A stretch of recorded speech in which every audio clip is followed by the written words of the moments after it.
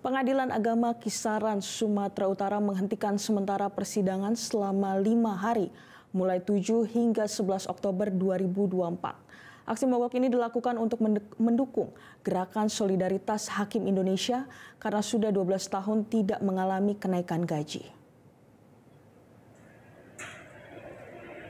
Terlihat tampak sepi ruangan di Pengadilan Agama Tanjung Balai. Para hakim ini tidak menyidangkan perkara, mereka mengenakan pita putih di lengan sebelah kiri mereka sebagai bentuk dukungan terhadap revisi peraturan pemerintah nomor 94 tahun 2012 yang mengatur tunjangan bagi hakim dan pejabat di lingkungan peradilan. Ketua Pengadilan Agama Eva Wati mengaku aksi ini merupakan solidaritas sesama hakim seluruh Indonesia yang diprakarsai oleh Ikatan Hakim Indonesia.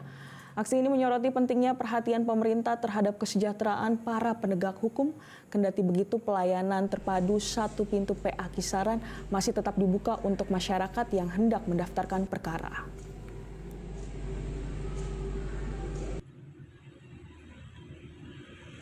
Sementara yang lain sudah beberapa kali naik, sementara kita hakim sebagai pemutus perkara tidak naik-naik. Wajar saja kalau hakim seluruh Indonesia menuntut kenaikan itu.